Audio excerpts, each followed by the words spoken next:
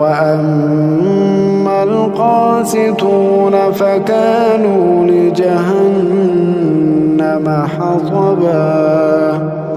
وأن لو استقاموا على الطريقة لأسقيناهم ماء غدقا لنفتنهم فيه ومن يعرض عن ذكر ربه يسلكه عذابا صعدا